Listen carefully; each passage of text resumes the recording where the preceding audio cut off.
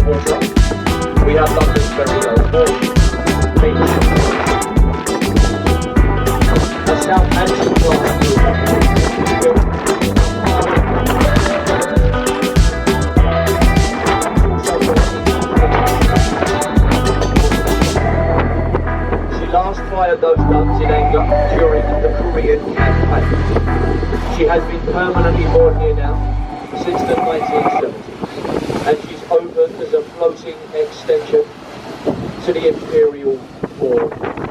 Her 9 different decks, from the engine room right up to the bridge. Now looking ahead of us on the left, look to the head of the ship, the bow of the ship. We can see a flag flying. This is the Union Jack. But this is the only Union. Whenever you see exactly the same flag flying from a building, like here on the right, it's just the Union flag. It's only ever the Union Jack when it flies from the front of a naval ship on the jackstone. So that's the only time it should be called a Union Jack. Anywhere else. Look up to the left, we have the Shah that saw this building in Western Europe today, standing at just over 1,000 feet high. It has 95 floors in total. On the 72nd floor, a viewing platform. Inside the building there are shops, there are offices, and there's a hotel. There's a couple of restaurants, and there's even a house in the building, costs 48 million. It has been taken by the architect, Renzo Piano, who instead of getting paid for his work, the building, and they all cost roughly the same price. Now ahead of us here, folks, we have London Bridge. Some people travel thousands of miles to see London Bridge, and this is what they do. In all honesty, it's not much to do. It's all about the history with London Bridge. And they thought they was being very clever, putting it under the bridge. They obviously thought it's about the boats that go by every 5 minutes. What they cleverly did was put in one-way glass. But they stupidly picked Charles Dickens and William Shakespeare. I highly recommend the Anchor Pub, folks. Nice bit of grub in there, a lovely bit of fish and chips there. Now this is Southwark Bridge we're going to pass on through. It was opened in 1921 and it was for that much money, you'd want Yorkie to have many powers. Now just ahead of us, folks, we have the Blackfriars Bridges. The first one, a railway bridge. The Blackfriars are railway red pillars, red supports remains of the very first railway bridge to span the River Thames, the Chatham and Dover Railway. Now they've removed the top half, it became unsafe quite a few years ago, but they could not remove these supports for fear of disturbing the foundations of the bridges on either side. And the last bridge ahead of us here, which is the lowest bridge on the journey today, the gents. Turn your attention to the right, the first building here, an impressive semicircular building, Unilever House, the headquarters of Unilever, the massive. And right next door, a building with a green sloping roof. This is the old city, where many famous dignitaries once lived.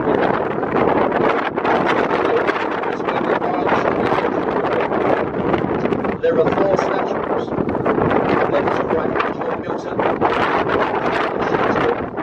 Sir Francis Bacon, out to sea for 7 hours until reaching a low water mark, at which point the tide turns and floods into London all over again.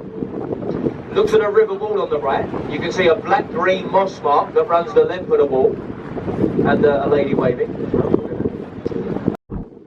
one of the smallest council cities anywhere. Greater London.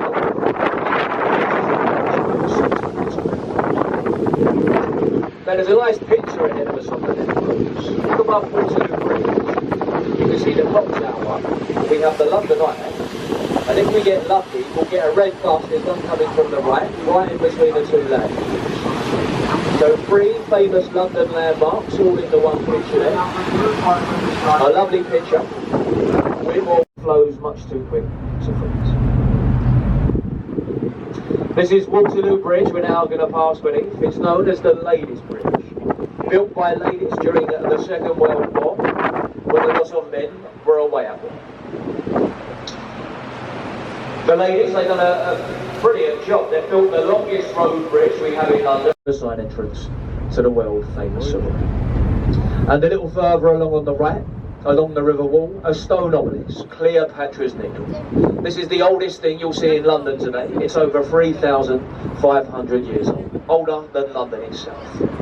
Presented to the British government by a very thankful Egyptian government to commemorate our defeat of the French at the Battle of the River Nile. Anywhere in the world, opened back in 1951 for the Festival of Britain. Over the years, we've had so many famous artists performing inside the Royal Festival Hall. Frank Sinatra, Old Blue Eyes, performed inside here. Michael Jackson, Pavarotti, Shirley Bassey to name.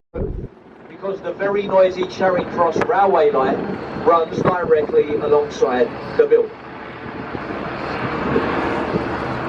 And we're now going to pass beneath the noisy Charing Cross railway bridge. Either side there are 2 footbridges, which were opened up for the Queen's Golden Jubilee back in 2002.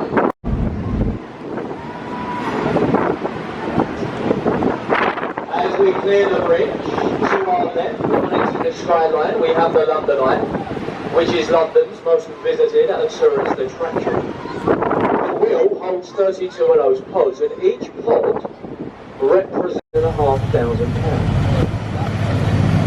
Apparently, the London Eye has become a very popular place for marriage proposals. The 2nd most popular place in Europe. Anybody guess the first?